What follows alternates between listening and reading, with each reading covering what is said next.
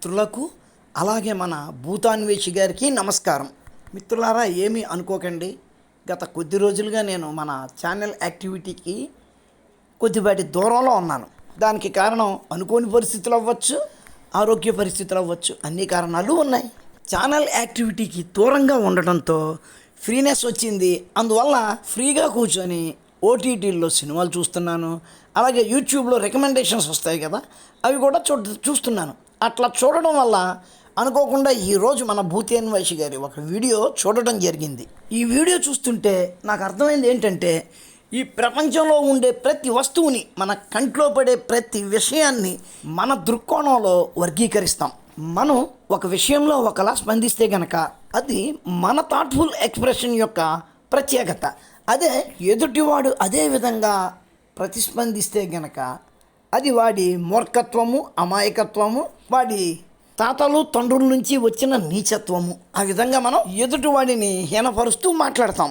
ఎవరో వాణి గారట, ఎవరో అప్పుడే మాట్లాడి వెళ్ళిపోయిన వ్యక్తి గురించో, అంతకు ముందు మాట్లాడిన వ్యక్తి గురించో ఇక్కడ మాట్లాడుతున్నారు. ఆ వ్యక్తి మనస్తత్వాన్ని, ఆ మాట్లాడేటప్పుడు ఆ వ్యక్తి యొక్క మనస్తత్వాన్ని ఎంత చక్కగా ఎనలైజ్ చేస్తున్నారో చూడండి. అతనిది ప్రాక్టికల్ గా ఆయన చాలా ఓవర్ కాన్ఫిడెన్స్, లో కాన్ఫిడెన్స్ మధ్యలో ఉన్నాడు. అంటే బ్యాలెన్స్ లేదు అసలు. అతను చేసినది, ఇప్పుడు అతనికి తెలుగు చదవడం కూడా రాదా, మిమ్మల్ని చదవమన్నారు మధ్యలో.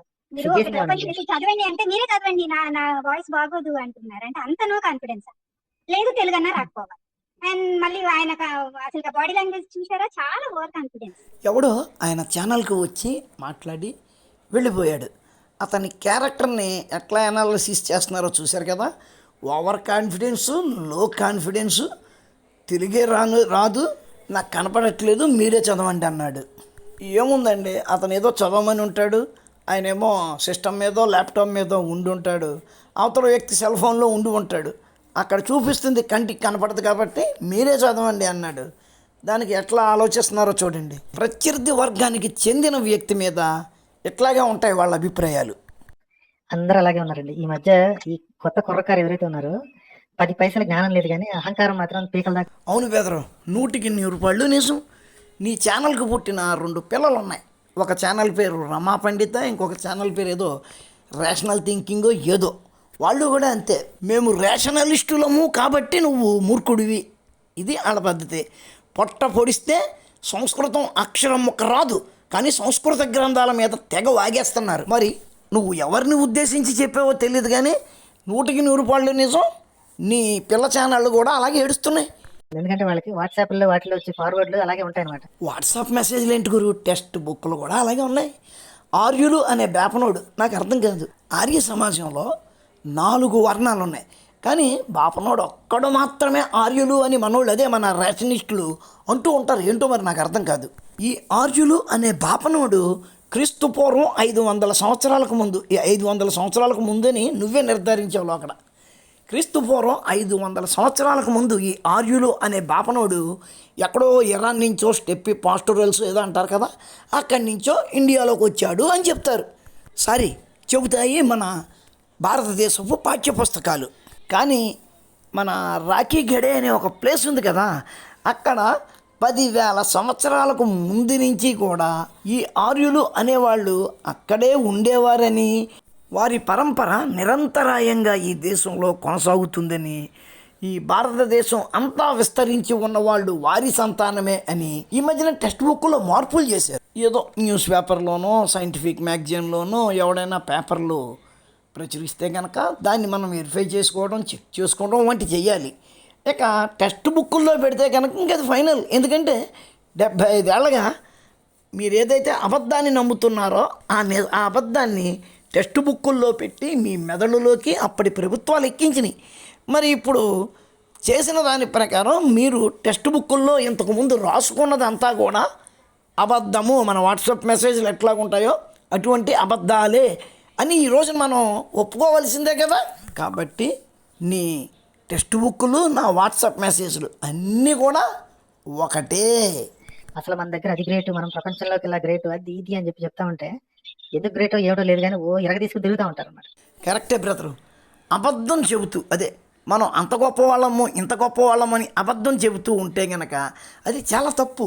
కానీ మన పాఠ్యపుస్తకాలు మనకేం నేర్పినాయి?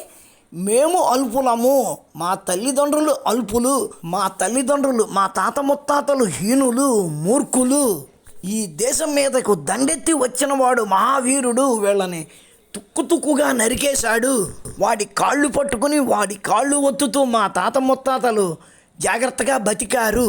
ఇది కదా బ్రిటిష్ వారు నడిపిన విద్యా వ్యవస్థ 150 సంవత్సరాల పాటు మన విద్యార్థులకు నేర్పింది. దానినే కదా 75 సంవత్సరాలుగా మన స్వతంత్ర భారతం పాటిస్తుంది.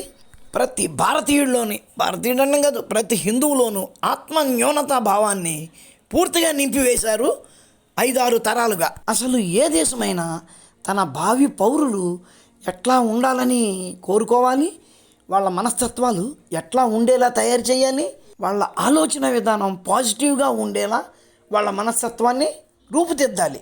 పాజిటివ్ థింకింగ్కి వాళ్ళు అలవాటు పడిపోయేలా ఆ విద్యా విధానం ఉండాలి. వాళ్ళ ఆలోచన విధానం I am okay you are okay అన్నట్టు ఉండాలి. ఆ విద్యా విధానం ప్రతి విద్యార్థికి ఏం చెప్పాలి? Believe in yourself. అట్లా చెప్పడం వల్ల వాడి మీద వాడికి నమ్మకం ఏర్పడుతుంది కదా. ప్రతి విద్యార్థి కూడా తన గురించి ఏమనుకోవాలి? ఏ పనైనా సరే నేను చెయ్యగలను, ఐ కెన్ డూ ఇట్ అనుకోవాలి. తన గురించి అటువంటి అభిప్రాయాలు ఏర్పరచుకోవడమే కాదు, తన పక్కవాడి గురించి కూడా వాడు ఆలోచించాలి. తన పక్కవాడితో కూడా యూ క్యాన్, నువ్వు చేయగలవు ఏ పనైనా, యూ క్యాన్ విన్, నువ్వు ఎటువంటి విషయంలోనైనా విజయాన్ని పొందగలవు. పక్కవాడిని కూడా ఉత్సాహపరిచేలా ఆ విద్యార్థి ఉండాలి. ఈరోజు విద్యార్థి అంటే రేపు వాడే పౌరుడు. దేశ పౌరులంతా కూడా నేను చేయగలను, నువ్వు చేయగలవు, నేను ఓకే నువ్వు ఓకే అనుకునే పరిస్థితుల్లో ఉంటే ఆ దేశం ఏ పరిస్థితుల్లో ఉంటుంది? మీకు నేను ప్రత్యేకించి చెప్పనక్కర్లేదు. ఈ ప్రపంచంలోని ఆవిష్కరణలలో అత్యధిక శాతం యూదులువే. ఎందుకని అంటే వాళ్ళు ఒక ప్రగాఢమైన నమ్మకంతో ఉంటారు. వాళ్ళు దేవునిచే ఎన్నుకొనబడిన ప్రత్యేక జనాంగం. వాళ్ళు మిగిలిన జనాల కంటే చాలా ఉన్నతమైన మనుషులు. మిగిలిన మనుషుల కంటే తాము ఉన్నతులము అని వాళ్ళు ఎప్పుడైతే మానసికంగా నమ్ముతున్నారో అప్పుడు వాళ్ళ ఆలోచనలన్నీ కూడా మిగిలిన వారికంటే ఉన్నతమైనవిగానే ఉంటాయి. అందువలననే యూదులు సాధించినన్ని ఆవిష్కరణలు వేరెవ్వరూ సాధించలేదు. అసలు మన దగ్గర అది గ్రేట్, మనం ప్రపంచంలోకి ఇలా గ్రేట్, అది ఇది అని చెప్తా ఉంటే ఎందుకు గ్రేటో ఏడో లేదు కానీ ఇరగ తీసుకుని తిరుగుతూ ఉంటారు అన్నమాట. అదన్నమాట బెదరు. ఇప్పుడు దాకా చెప్పాను కదా, ఆ కారణం వల్ల మా దగ్గర అది గేటు ఇది గేటు అని చెప్పుకుంటాం. నువ్వు అలెగ్జాండర్ ది గేటు అంటావు. ఆ అలెగ్జాండర్ని మా దగ్గర చిన్న రాజైన పురుషోత్తముడు ఓడించి పంపించేసాడని మేము చెప్పుకుంటాం. నువ్వు విదేశీయుడైన రాబర్ట్ హక్స్లే అది కనిపెట్టాడు, విదేశీయుడైన న్యూటన్ అది కనిపెట్టాడు, విదేశీయుడైన గెలీలియో అది కనిపెట్టాడు అని చెప్పుకుంటూ ఉంటాం. మేమేం చెప్పుకుంటాం? మా చరకుడు అది కనిపెట్టాడు, మా సుశ్రుతుడు ఇది కనిపెట్టాడు, మా కణాదుడు ఇది కనిపెట్టాడు అని మేం చెప్పుకుంటాం. నువ్వు దానికి ఒప్పుకో. చిచ్చిచ్చి మన వాళ్ళు వచ్చేయడం ఏంటయ్యా, సిగ్గు లేకుండా మన వాళ్ళకి అంత కెపాసిటీ ఎక్కడుంది, మన వాళ్ళు వెధవలు అనుకుంటూ నువ్వు తిట్టుకుంటూ ఉంటావు. మనకు ఒక చరిత్ర ఉంది, మన పూర్వీకులు ఇంత గొప్పవాళ్ళు అని చెప్పుకోవడం వల్ల ఇప్పటి పిల్లలు రేపటి పౌరులే ఈ దేశాన్ని ముందుకు నడిపిస్తారు. అండ్ ఇంకొకటి కూడా అండి, ఈ మధ్య అంటే నా కాల్ లిస్ట్ లో కొంతమంది ఉన్నారు మా friends, and they believe in Hindu and Hinduism and all. They believe in Hindu అంటదేంటి? హిందువులు హిందూ ధర్మాన్ని బిలీవ్ చేస్తారు. అట్లాగే ఎవడి మతాన్ని ఆడు బిలీవ్ చేస్తాడు. వాళ్ళు హిందువులు అంటే సరిపోతుంది కదమ్మా. వాళ్ళు వాట్సాప్ స్టేటస్ లో పెట్టుకుంటూ ఉంటారండి. ఏం పెడతారు, ఒక మెసేజ్ ఏముంటుంది అంటే అసలు మతాలన్నీ గొప్పవి, దేవుడు అందరినీ ఒకటేగా చూస్తాడు అని. అసలు చాలా అన్నమాట, అంతా చాలా కార్డియల్. అసలు వీలైనా అనిపించే అంత కార్డియల్ గా ఉంటుంది ఒక మెసేజ్. అన్ని మతాల ధర్మం ఒక్కటే అని ఆడంటే కనుక అది కార్డియల్గా ఉంది అంటావు. అంటే తర్వాత ఇంకేం చెప్పబోతున్నావు? అసలు అన్ని మతాల పద్ధతులు ఒకటిగా ఉంటాయా? ఎప్పుడూ ఉండవు. ఒక వ్యక్తిచే స్థాపించబడినది మతం. ఆ మతాన్ని స్థాపించిన వ్యక్తి ఆ మతానికి ఏవైతే నిర్దేశనలు ఇస్తాడో దానికి అనుగుణంగానే వాళ్ళు ఆలోచించాలి, ప్రవర్తించాలి. అట్లా ఒక వ్యక్తి చేత స్థాపించబడిన ఏ మతము కూడా ఇప్పటికీ పక్కవాడి మతము మన మతము ఒకటే అని చెప్పలేదు. ఈ రోజున దేనినైతే మనం హిందూ మతము అంటున్నామో అది మతము కాదు, అది ఒక ధర్మం. అది ఒక మతం కాదు కాబట్టి, దానికి ఒక ప్రవక్త లేడు కాబట్టి, దానికి మత లక్షణాలను ఎవ్వడూ నిర్దేశించలేదు కాబట్టి, అలా స్థాపితమైన మతాలలోని ఆలోచనలు ఈ ధర్మంలో ఉన్నవారికి ఉండవు. వీడి ధర్మం అందరూ మనుషులు ఒకటే అని చెప్తుంది కాబట్టి అన్ని మతాలు ఒక్కటే అనుకుంటాడు, అట్లా మాట్లాడుతుంటాడు. నీకు వచ్చిన స్టేటస్ అటువంటిదేనమ్మా. కాసేపు ఆగి ఇంకొక మెసేజ్ పెట్టుకుంటారు. హిందూ మతము భారతదేశంలో పుట్టింది, ఈ సనాతనము ఇది చాలా గొప్పది, అసలు భారతదేశమే గొప్పది, ఇక్కడ పుట్టినందుకు, హిందూ మతం ఇక్కడ పుట్టినందుకు భారతదేశమే గొప్పది, అసలు దీన్ని మించింది లేదు అని అంటే కొంచెం దిగుతారన్నమాట. అదేనమ్మా, ఇప్పుడే యూదుల గురించి చెప్పాను కదమ్మా. యూదులు ఎక్కడున్నా మేము గొప్పవాళ్ళము అనుకుంటారు, యూదులు ఎక్కడున్నా మా దేశం గొప్పది అనుకుంటారు. ఇప్పుడు మేము కూడా మా పిల్లలు ఆ విధంగానే ఆలోచించాలి అన్న ఉద్దేశంతో మేము అటువంటి ఆలోచన సరళిని మా పిల్లలలో ప్రవేశపెట్టడానికి ప్రయత్నిస్తున్నాం. అటువంటి భాగంగానే వాళ్ళకు వచ్చిన మెసేజ్లను వాళ్ళు డీపీగా పెట్టుకుంటున్నారు. తప్పేంటి? అండ్ కాసేపటికి ఇంకొక మెసేజ్ ఉంటదండి. అసలు హిందూ ధర్మాన్ని ఇక్కడున్న హిందువులే సెక్యులర్ అని చెప్పుకునే వాళ్ళే చంపేస్తారు. సెక్యులర్ అనుకునేవాళ్ళమ్మా. సెక్యులర్ అనుకోవడం ఏంటమ్మా? సెక్యులర్ అనేది మనుషులకు సంబంధం లేనిదమ్మా. అది ప్రభుత్వ విధానం. ప్రభుత్వాలు సెక్యులర్గా ఉండాలి. ప్రభుత్వ విధానాలు ఏ ఒక్క మతానికో అనుకూలంగా ఉండకూడదు, అన్ని మతాలను సమానంగా చూడాలి. అది సెక్యులర్ అంటే. ఈ దేశం గత 75 సంవత్సరాలుగా పాటించిన విధానం వలన ప్రతి హిందువు నేను సెక్యులర్గా ఉండాలి అనుకునే ఆలోచన ధోరణికి వచ్చాడు. కానీ క్రైస్తవులు ఆ మాటకు ఒప్పుకోరు. యేసే నిజదేవుడు అంటారు. యేసు ఒక్కడే నిజదేవుడు అంటే మిగిలిన వాళ్ళు అసలు దేవుళ్ళు కాదని అర్థమమ్మా. అది సెక్యులరిజం కాదు కదా. మరి ఇస్లాము కూడా అదే చెప్తుంది కదా వాళ్ళ అల్లా గురించి. వాళ్ళు ఎట్టా సెక్యులర్ అవుతారమ్మా? సర్వే జన సుఖినో భవంతు అన్న హైందవం ఒక్కటే సెక్యులర్ అమ్మా. కానీ అందులో ఉన్నవాడు సెక్యులర్ కావాల్సిన అవసరం లేదమ్మా. అసలు అంటే వాళ్ళు చాలా మంచి వాళ్ళు అనిపించుకోవాలని చాలా కోరిక కదండి వీళ్ళకి. లేదమ్మా, అలాంటిది ఏమీ లేదమ్మా. గాంధీ గారు, నెహ్రూ గారు ఈశ్వర అల్లా తేరోనో అనుకుంటూ అటువంటి భావనలు వీళ్ళల్లో కలిగించారు. వాళ్ళు తమ మత ధర్మాన్ని పాటిస్తున్నారంతే. జీవహింస మహాపాపము అతిథి అభ్యాగత అన్న మాటలను చెప్పిన తమ ధర్మాన్ని అనుసరిస్తున్నారు తప్ప ఎవడో తమల్ని మంచివాడిగా గుర్తించాలని ఎవడో అనుకోవట్లేదు. అది ఎప్పటికీ తీరని కోరిక అండి. అసలు హిందూ మతం బతిక ఉన్నదే దాని ప్లూరాలిటీ వల్ల. సేమ్ అది కూడా ఈ అబ్రహామిక్ రిలీజన్స్ లాగా గనక బయలుదేరితే ఎప్పుడూ నాశనం అయిపోయేదండి. ఇప్పుడు వీళ్ళు ప్రెసెంట్ గా వీళ్ళు ఫాలో అయ్యేదాన్ని హిందుత్వం అని పిలవాలి. ఇట్స్ అబామినేషన్ అనమాట. ఓకే, అది ఒక పనికిమాలిన పని. మనసు నిండా పొరుగు వారి మీద ద్వేషం పెంచుకున్న ఈ వ్యక్తి ఇంతకంటే ఎదుటివాడి గురించి ఏం చెబుతాడమ్మా? అమ్మ, ఆ 2 అబ్రహామిక్ మతాలు పుట్టకముందు ఈ ప్రపంచం అంతా విస్తరించింది సనాతన ధర్మమే. ఆ 2 మతాలు ప్రపంచం మొత్తం ఉన్న సనాతన ధర్మాన్ని నిర్మూలించేసాయి. కానీ ఇక్కడ ఇండియాలో మాత్రమే 1000 సంవత్సరాలైనా ఇక్కడ ఈ సనాతనం ఎలా నిలబడి ఉంది. అది ఈ పెద్ద మనిషికి కంటగింపుగా ఉంది సుమా. హిందూ రిలీజన్ అనేది ఇంతకుముందు ఉన్న అంటే ఈ హిందుత్వం అనే మెంటల్ వేషాలు రాకముందు ఉన్నది. ఒరే, హిందూ వేరు హిందుత్వం వేరు కాదురా, 2 ఒకటే. సరే, నువ్వేదో అన్నావు, పోనీ నువ్వు అన్నది ఎందుకు వచ్చిందిరా?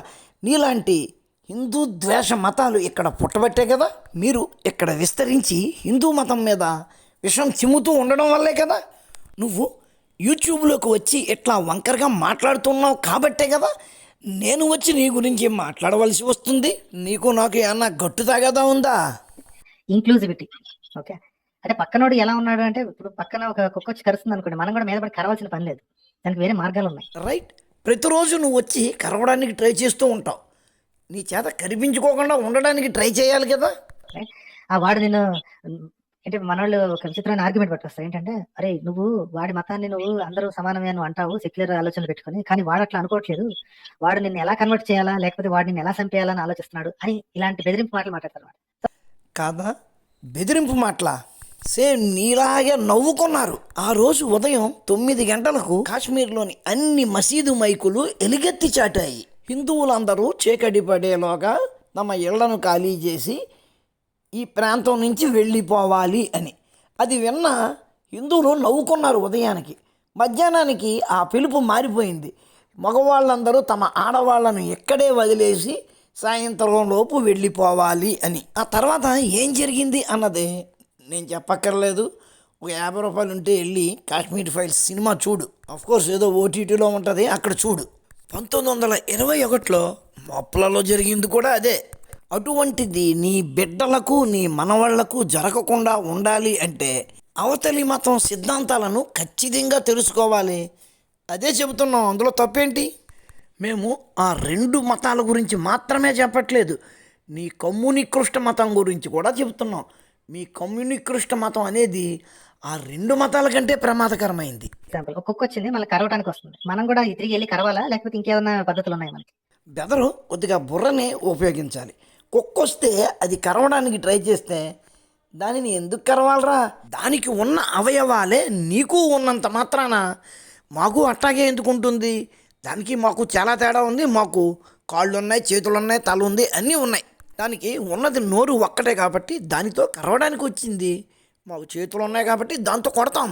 ఇలా థింక్ చేయరండి అసలు. ఇప్పుడు వాడు నేను మతం మార్చడానికి వస్తున్నాడు, నువ్వు మారకపోతే వాడు ఓడిపోతాడు కదా. ఒకప్పుడు మతం మారమనేవారు, మతం మారకపోతే చంపేవారు. నువ్వు బతికి ఉండాలి అంటే జిజియా పన్ను కట్టు అనేవారు. కొంతమంది ఆ మతం మారడానికి ఇష్టం లేక చంపించుకున్నారు.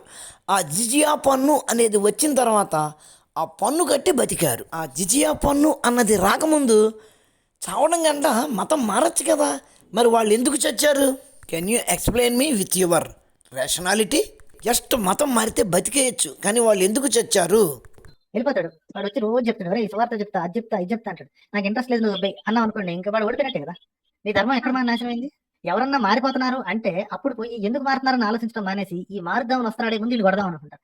అంటే అంత ఈజీగా ఒక మారితే మారిపోయేంత మతమా? 200 సంవత్సరాలకు పైచిలకు ఆ కిరస్తాని బ్రిటిషోడు పాలించినప్పుడే మారని ప్రజలు ఈ 75 ఏళ్లలో ఎందుకు మారుతున్నారు? ఎందుకు అంటే ఈ 75 సంవత్సరాలుగా ఇక్కడ ప్రజలను పాలించిన ప్రభుత్వాలు అదే ఎజెండాతో పనిచేశాయి. ఇక్కడ ప్రజల మనస్తత్వాలు ఆ విధంగా మారేలా సహకరించాయి కాబట్టి మారుతున్నారు. అంతేగాని వారు ఉన్న ధర్మంలోని వీక్నెస్ కాదు, వాళ్ళు వెళుతున్న మతంలోని గొప్పదనము కాదు. మతాన్ని మార్చుకోవడం అంత ఈజీనా? అంటే ఆ మతానికి విలువ లేదు అని అర్థం, వీళ్ళ మనసులో విలువ లేదు అని అర్థం. ఊరికి ఒక కాసిన డబ్బులో లేకపోతే వీళ్ళు చెప్తారు కదా, రైస్ బ్యాగ్. నేను మొదటి నుంచి గంట నుంచి నీకు చెప్తుంది అదే కదా. నేను అల్పుడిని, నా జాతి నీచమైనది, నా మతం నీచమైనది, నా పక్కోడిది చాలా గొప్పది, వాడు చాలా మంచోడు. ఇదే కదా ఇక్కడ జనాల్లోకి ఇక్కడ విద్యా వ్యవస్థ వ్యాపింపచేసిన మనస్తత్వ విధానం. రైస్ బ్యాగ్ ఇస్తే మారిపోయేంత చిల్లర మతం అది. అది నిజంగా అంత చిల్లర మతం అయితే వాళ్ళు 200 సంవత్సరాలు ఇక్కడ పాలించిన తర్వాత కూడా వీళ్ళు హిందువులుగానే ఎందుకు ఉండిపోతారు? క్రైస్తవం ఎక్కడికి వెళ్ళినా 40-50 సంవత్సరాలలో ఆ దేశం పూర్తిగా క్రైస్తవ మతంగా మారిపోయింది. ఇస్లాము ఎక్కడికి వెళ్ళినా 20 నుంచి 24 సంవత్సరాల లోపు ఆ దేశం, ఆ ప్రాంతం ఇస్లాంగా మారిపోయింది. 200 సంవత్సరాలు వాళ్ళు, 75 సంవత్సరాలు వీళ్ళు పాలించినప్పటికీ ఇంకా ఈ దేశంలో హిందూయిజం మెజారిటీగానే ఉంది అంటే అది ఆ మతం గొప్పతనం రా మూర్ఖుడా.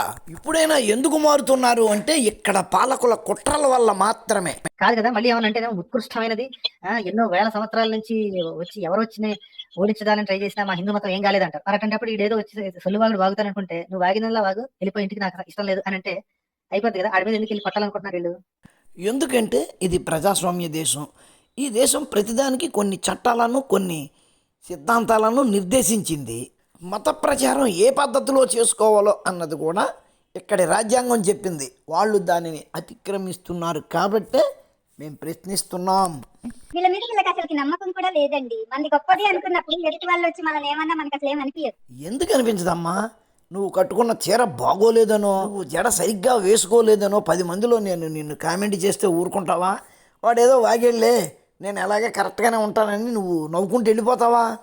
ఎదుటివారు వచ్చి మనల్ని అవమానపరుస్తుంటే నవ్వుతూ కూర్చుంటే గనక వాళ్ళు ఏదో మానసిక రోగం ఉన్నట్టేనమ్మా. అదే భయం వీళ్ళకి, పిచ్చి పిచ్చి వాగుడంతా వాగుతారు. మరి అట్లాంటప్పుడు నువ్వు ఇలాగే ప్రతిరోజు ఏదో ఒక పిచ్చి పిచ్చి వాగుడు వాగుతూ ఉన్నా, ఏదో వాగుతున్నాళ్లే మనకెందుకు అంటే నువ్వు రోజు అదే పని చేస్తున్నావు. ఒక్కసారి ప్రశ్నిస్తే కనుక అమ్మ బాబోయ్ ఆడు ప్రశ్నిస్తాడు కాబట్టి మనం కరెక్ట్గా మాట్లాడాలని కొద్దిగా ఆలోచించుకుంటావు. నిన్ను వదిలేసాం కదా, అందుకని నీ నోటికి వచ్చినట్టు మాట్లాడుతున్నావు. ఈ రోజున ప్రశ్నిస్తున్నాం కదా, జవాబులు చెప్పు. మన మతంలో ఉన్న వీకెస్ట్ పాయింట్స్ ఏంటి? ఎప్పుడన్నా ఇతర మతం కూడా అటాక్ చేసేది వీకెస్ట్ పాయింట్ అని తెలిసినప్పుడు ఆ వీకెస్ట్ పాయింట్ వీక్ గా లేకుండా చూసుకోవాలన్న బాధ్యత ఉందా లేదా వాళ్ళకి? ఆ పని చేయరు, ఆ పని చేయరు. ఎప్పుడు చూసినా అయ్యే సోది వాగుడు. సోది వాగుడు 24 గంటలు నీ సోది వాగుడు ఇదే కదా. 24 గంటలు హిందూ మతం మీద పడి ఎడవడం కదా. ఏమీ తెలియని శుద్ధపూసలాగా ఎంత చక్కటి మాట అనేసేవరా. ఆ పని చేయరా. ఆ పని ఎవరు చేయాలరా? ప్రభుత్వాలు చేయాలి. ఆల్రెడీ యూపీలోను ఇంకో 2-3 రాష్ట్రాల్లోనూ ఆ పని మొదలైంది, చూసావు కదా. ఆ పని సామాన్యులు చేయలేరు. ఎందుకంటే సామాన్యులు తమ జీవనం కోసం, తమ భృతి కోసం, తమ పనులు తాము చేసుకుంటూ ఈ పని చెయ్యాలి. కానీ వాళ్లకు, ఆ మత మార్పిడి చేసే వాళ్లకు అది వ్యాపారం, అదే ప్రధాన వృత్తి. ఆ పని చేస్తే వాళ్లకు ఇన్కమ్ ఇబ్బడి ముబ్బడిగా పెరుగుతుంది కాబట్టి ఆ పనిలో ఉంటారు. కానీ హిందువులు తమ పొట్ట కోసం కష్టపడుతూ ఆ పని చేయాలి కాబట్టి ఆ పని చేయలేరు. అది ప్రభుత్వాల పని. ఆ పని హిందువులు చెయ్యట్లేదు అని నువ్వు బాధపడక్కర్లేదు.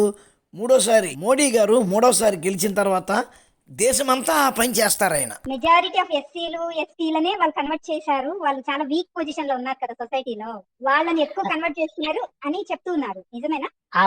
ఏమో కరెక్ట్ నాకైతే తెలియదు, కానీ ఇన్ కేసు అలా అది నిజం అనుకోండి, ఫర్ ఎగ్జాంపుల్ వాళ్ళు చెప్పింది నిజం అనుకుంటే, అంత వీక్ పొజిషన్ లో మన సిటిజన్స్ ని ఉంచిన మతం ఏదండి? ఎందుకు నిజం? మనం ఎక్కడికి వెళ్ళినా నీ మనసులో పెంటని బయటికి తీస్తావు. బలవంతులు, బలహీనులు, తెలివైన వారు, తెలివి తక్కువ ఉన్నవారు, అధికులు, అల్పులు అన్ని ప్రాంతాలలోనూ, అన్ని సమాజాలలోనూ ఉంటారు. మరి యూరోప్లోను, అమెరికాలోను తెల్లతోలోళ్ళు, నీగ్రోలు ఉన్నారు కదా. అంటే మన దేశంలో వీక్ పొజిషన్లో ఉన్న వాళ్ళను మతం మార్చారు కాబట్టి కొంతమందిని వీక్ పొజిషన్లో ఉంచిన మతం ఏం మతం అని అడుగుతున్నావు నువ్వు. మరి ఈ ప్రపంచంలో ప్రతి ప్రాంతం కూడా ఆ కన్వర్షన్కి లోనైంది. అంటే అక్కడ అందరూ వీక్ పర్సన్సేనా? ఎవడైనా సరే మనుషుల్ని లొంగ తీసుకోవాలంటే, ఎవరన్నా కొట్టాలంటే, ఎవరినన్నా దోపిడీ చేయాలంటే ముందు వీక్ పర్సన్నే నెతుక్కుంటారు. నీ మనసులో ఉన్న ద్వేషంతో ఆ మాట అంటున్నావు. ఎక్కడైనా ఎవరినన్నా అటాక్ చేయాలంటే వీక్ పర్సన్ మీదే అటాక్ చేస్తాడు. కబడ్డీ కూతలు కూడా చేసేది అదే కదా. నువ్వు ఎప్పుడు కబడ్డీలో కూతకు వెళ్ళలేదా? అటవీ ప్రాంతాలలో క్రూర మృగాలు అటాక్ చేసేది కూడా చిన్నపిల్లల మీదే, పెద్దవాళ్ళ మీద కంటే కూడా. ద్వేషం నిజాన్ని మర్చిపోయేలా చేస్తుందంటారు. అందుకే శివాజీ వాళ్ళ నాన్న ఉన్నాడు సరా, శివాజీ వాళ్ళ నాన్న మొఘల్ రాజుల కింద పనిచేసేవాడండి. అది తప్పు ఎందుకు అవుతుంది? రేషనాలిటీ అంటే అదేనా? పాలించేవాడు ఎవడైతే ఆడి దగ్గరే సామాన్య ప్రజలు పని చేయాలి. ఈ హిస్టరీలో చాలా స్పష్టంగా రాసింది కూడా. ఎవరైనా వస్తే చూపిస్తాను, ఎవరైనా వచ్చి ఛాలెంజ్ చేస్తే వెంటనే చూపించడానికి సిద్ధంగా పెట్టుకున్నా మెటీరియల్ అంతా. ఎన్సీఆర్టీ బుక్లేనా అవి ఎలాగే ఉంటాయి, వాళ్ళకి నచ్చినట్టు రాసుకుంటారు. అందులో ఉంటే సరిపోదు. శివాజీ జీవిత చరిత్ర అని కొన్ని గ్రంథాలు ఉన్నాయి, వాటిల్లో కూడా ఆ విషయం ఉండాలి. శివాజీకి నాకు సంబంధం లేదని వాళ్ళ నాన్న ఆల్రెడీ లెటర్ రాస్తాడు అనమాట. ఎందుకంటే శివాజీ వాళ్ళ నాన్నకి ఒక లెటర్ వస్తుంది మొఘల్ రాజు నుంచి. ఐ థింక్ ఔరంగజేబు లేకపోతే మరి బీజాపూర్ సంస్థానం మొఘల్ రాజు అనుకుంటా, కరెక్ట్ గుర్తులేదు పేరు, but I have that in the book. ఏమంటాడంటే, ఏమైనా నీ కొడుకు అక్కడ అప్రైజింగ్ చేస్తున్నాడు, ఏమిటి చిన్న చిన్న సంస్థలన్నిటి కబ్జా చేసుకుంటున్నాడు, ఏంటి కదా అని అడిగితే వాడికి తప్పే ఉంది అందులో. అదేదో పెద్ద తప్పు అన్నట్లుగా మాట్లాడుతున్నాం. ఈ రోజున కూడా ఒక తండ్రి ఉంటాడు, ఆడికి 3 కొడుకులు ఉంటారు. ఆ 3కి పెళ్ళిళ్ళు చేసి బయటికి పంపిస్తాడు. ఎవరి జీవితాలు వాళ్ళు, ఎవరి కాపురాలు వాళ్ళు ఒకే వీధిలో చేసుకుంటూ ఉంటారు. పండగలకి పబ్బాలకి కలిసే చేసుకోవచ్చు. కానీ ఒకడు ఇడిపోయిన తర్వాత ఒకడు చేసిన అప్పులకి ఆ రెండో వాడు బాధ్యత వహించడు కదా. ఇక్కడ కూడా శివాజీ తన తండ్రి నుంచి విడిపోయి తన జీవితాన్ని తాను కొనసాగిస్తున్నాడు. అదే అతను చెప్పాడు. అది ఏదో నేరము అన్నట్టుగా మాట్లాడతావేంటబ్బా? నేను ఇలా అన్నాను కదా అని అదేదో నేను సమర్థిస్తున్నాను లేకపోతే ఏంటో అనుకోకు. నాకు ఆ మ్యాటర్ గురించి తెలియదు, నేను ఆ విషయం చదవలేదు. నువ్వు చెప్పిన దాన్ని బట్టి సాధారణ పౌరుడిలా ఆలోచించి ఈ మాట అన్నాను అంతే. శివాజీ యొక్క సైన్యంలో ముస్లిమ్స్ ఉన్నారండి, పఠాన్లు గాళ్ళు ఉన్నారు. ఔరంగజేబు సైన్యంలో హిందువులు ఉన్నారండి. ఈ దుర్మార్గులు ఏంటంటే వీళ్ళు బతకడానికి అని చెప్పి ఎలాంటి రాజు దుర్మార్గులు, హిందువులు దుర్మార్గులు. ఒక పని హిందువులు చేశారు కాబట్టి వాళ్ళు దుర్మార్గులు. మరి అదే పని ముస్లిములు చేశారు అంటున్నావు, మరి వాళ్ళని ఎందుకు దుర్మార్గులు అంటలేదు? హైందవ ద్వేషం. ఒకే ఒక job, Kshatriyas are the protectors of people. ఎక్కడ ప్రొటెక్ట్ చేశారండి?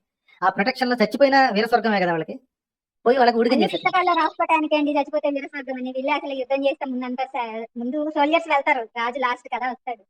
ఆ సోల్జర్స్ అందరూ చచ్చిపోయిన తర్వాత ఈడేం చేస్తారంటే, ఎందుకైనా మంచిది పోయి వాడికి సంఘీభావం వ్యక్తం చేస్తే వాడికి ఒక 1000 మంది సైనికులు ఇస్తాడు, ఆడు హిందూ అయితే ఉంది ఇదైతే ఉంది అని చెప్పేసి వాడి దగ్గర ఉడిగం చేశారు. అవును, నువ్వు చెప్పిన దాంట్లో తప్పే ఉంది. చరిత్ర పుస్తకం నీకు ఏం చెప్పిందో దాని గురించి మాట్లాడుతున్నావు. మేం చెప్పేది అదే కదా.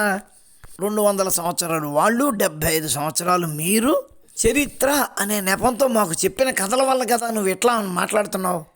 నీ ఎన్సీఆర్టీ బుక్కులు చెప్పే చరిత్ర రావల్పిండి నగరానికి ఆ పేరు రావడానికి కారణమైన బప్పా రావల్ గురించి చెప్పిందా? లేదు కదా. విక్రమ శకానికి ఆధారభూతుడైన విక్రమార్కుడు గురించి నీ ఎన్సీఆర్టీ బుక్ చెప్పిందా? శాలివాహన శకానికి ఆధారభూతుడైన శాలివాహన్ గురించి నీ ఎన్సీఆర్టీ బుక్ చెప్పిందా? అలెగ్జాండర్ ది గ్రేట్ అని నీకు చెప్పిన ఎన్సీఆర్టీ అలెగ్జాండర్ని ఓడించి ఇక్కడి నుంచి వెనక్కి తిప్పిన పురుషోత్తముడు గురించి చెప్పిందా? చెప్పలేదు కదా. 100 కోటికొక్కడు లాంటి ఎవరో ఒకరిద్దరు జయచంద్రుల గురించి చెప్పి హిందూ మతంలోని రాజులందరూ ఇటువంటి వాళ్ళు కాబట్టే ఈ దేశం పరాధీనమైపోయింది అని నీకు చెప్పింది. కన్నెగంటి హనుమంతు వెన్నులోని బాకు, ఈ పాట ఎప్పుడన్నా విన్నావా? వెన్నులోంచి కత్తి దూసుకొచ్చి పొట్టలోంచి బయటకు వచ్చినా సరే ఆయన యుద్ధం చేస్తూ ఒక 10 మందిని చంపి అప్పుడు చనిపోయాడు. అటువంటి వీరుల గురించి నీ గ్రంథం చెప్పిందా? నీ టెక్స్ట్ బుక్ చెప్పిందా? లేదు కదా. కాబట్టి ఇక్కడ వీరుల గురించి నీలాంటి నీచులు, నీలాంటి తుచ్చులు ఎట్లాగే మాట్లాడతారు. మొఘల్ రాజుల మొత్తం లిస్ట్ చూస్తే వాళ్ళందరికీ రాసుకునే అలవాటు ఉంది. మన వాళ్ళకి లేదు. చాలా కొంతమందికి ఉంది వాళ్ళ బయోగ్రఫీలు రాయించుకునే అలవాటు. దీన్నే కదా శుద్ధపోస అంటారు. మేము చెప్పేదే అది. మీ నెహ్రూ గారు, మీ కమ్యూనిస్టులు రాసిన చరిత్ర అట్లాగే ఏడుస్తుంది. మీ క్రైస్తవ కమ్యూనిస్టు చరిత్రకారులు అటువంటి గ్రంథాలన్నింటినీ తొక్కిపెట్టేశారు. ఎన్నో మాన్యుస్క్రిప్టుల్ని తగలెట్టేశారు. నేను చదివేటప్పుడు ఏ క్లాసులో కూడా లలితాదిత్యుడు అన్న రాజు గురించి వినలేదు. అటువంటిది ఆ రాజవంశాల గురించి నీ ఎన్సీఆర్టీ ఎందుకు చెబుతుందిరా? అది చెప్పదు, నీకు తెలియదు. మొఘల్ రాజుల కింద పనిచేసేవాడు, ఊడిగం చేసేవాడు. ఒకడు అకౌంటెంట్ గా పనిచేస్తాడు, ఇంకోటేమో అదేంటి తహసీల్దార్ గాను, ఆ ఏరియాకి సర్దార్ గాను ఇవన్నీ పనిచేసేవాడు. ఇప్పుడు వచ్చి మనకి కథలు చెప్తుంటారు, వాడు వచ్చి దుర్మార్గుడు అలా చేశాడు, మా వాళ్ళు ఇలా కొట్టారు. చిచి, నిన్ను అసలు మనిషిగా కూడా నేను లెక్కించలేకపోతున్నాను రా. కడుపు నిండా ఎంత కుళ్ళు పెట్టుకుని, ఇంత ఏడుపా, ఎంత దరిద్రమా. చిచి, ఒక మనిషిగా ఉండే లక్షణం కూడా నీకు లేదు. ఇప్పుడు జలియన్ వాలాబాగ్లో దయ్యర్ ఫైరింగ్ ఆర్డర్స్ ఇచ్చాడు. అక్కడ కాల్చిన వాళ్ళు ఎవరు? వాళ్ళందరూ ఇండియన్సే, వాళ్ళందరూ పంజాబీసే. వాళ్ళలో సగం మంది సిక్కులు ఉండొచ్చు కూడాను. రాజు ఎవడైనా సరే సాధారణ ప్రజలు తమ జీవనానికి, తమ కుటుంబాన్ని నడుపుకోవడానికి పోషణార్థం ఏదో ఒక పని చేయవలసిందే. ఏ పని దొరికితే ఆ పని చేయవలసిందే. ఇక్కడే కాదు, ప్రపంచంలో ఎక్కడైనా అదే జరుగుతుంది. ఇక్కడ వచ్చి నువ్వు అగ్రవర్ణాల వారు అనుకుంటే ఏడ్చావు. మరి డయ్యర్ ఆర్డర్తో మనుషుల్ని చంపిన వాళ్ళు ఎవరు? వాళ్ళలో శూద్ర జాతులు వారు లేరా? నీ వీడియోలో అంతగా నేను చూడను కాబట్టి నీ మెంటాలిటీ పూర్తిగా నాకు తెలియట్లేదు. నీ గురించి నువ్వు అంతటోడివి, ఇంతటోడివి, అంత తెలివైనోడివి అని చెబుతుంటారు. నువ్వు మాట్లాడిన 2-3 మాటలు పట్టుకొని నేను నిన్ను వెధవా అనవలసి వచ్చింది. ఇక్కడ నువ్వు ఎవరిని సన్నాసుడు వెధవా అని అనలేదు కాబట్టి నిన్న మాట అనలేకపోతున్నాను. 1000 ఏళ్ల పాటు పరాయి పాలనకు వచ్చేసరి దిక్కుమాల మతం ఉండటం వల్ల ఎక్కువ సెల్ఫ్ బోస్టింగ్ అనిపిస్తుందండి ఈ మధ్య. అదే కదా నేను చెప్పేది. ఆ 1000 ఏళ్ల పరాయి పాలన వల్లే కదా నువ్వు ఇట్లా మాట్లాడుతున్నావు. దాని కంటిన్యూషన్ 75 ఏళ్ల కాంగ్రెస్ పాలన వల్లే కదా నువ్వు ఇట్లా మాట్లాడుతున్నావు. అది సోదరులారా, ఈ వీడియోలో ఆయన చాలా విషయాన్ని కక్కారు. అంతటిని నేను విశ్లేషించలేను. జవాబు చెప్పడానికి టైం కూడా చాలదు. ఆల్రెడీ అరగంట దగ్గర అయిపోతుంది. కాబట్టి ఈరోజుకి ఇక్కడ ముగిస్తున్నాను. వీడియో నచ్చితే లైక్ చేయండి, షేర్ చేయండి, మీ కామెంట్ పెట్టండి. అలాగే మన ద్వేషాన్వేషికి చిన్న విన్నపం, మళ్ళా ఒక కమ్యూనిటీ పెట్టేసి ఆదివారం మధ్యాహ్నం మా సంతకు వచ్చే దమ్ముంటే అక్కడ మాట్లాడుకుందాం, అంతేగాని ఇట్లా ఒంటరిగా ఏడవకు అనుకుంటూ డైలాగులు చెప్పకు. నేను వేసిన ప్రశ్నలకు జవాబులు చెప్పు, లేదా నేను చెప్పిన దాన్ని ఖండించు. నీ ఛానల్కి వద్దాము అనుకున్నా రాకూడదు అనే అభిప్రాయాన్ని నువ్వే కలిగిస్తున్నావు. ఇదే వీడియోలో ఆడెవడో వచ్చి నీతో చర్చించి వెళ్ళిపోయిన తర్వాత వాడి మీద ఇటువంటి విపరీతమైన కామెంట్లు ఎందుకు? నీ దగ్గరకు రావడం ఎందుకు? నీ చేత మాటలు అనిపించుకోవడం ఎందుకు? నాకు అంత అవసరం లేదు. ఓకేనా? మన ఛానల్ని ఇంకా సబ్స్క్రైబ్ చేసి ఉండకపోతే వెంటనే సబ్స్క్రైబ్ చేయండి. ఉంటాను. నమస్కారం. మతోన్మాదంపై రాంబాణ్.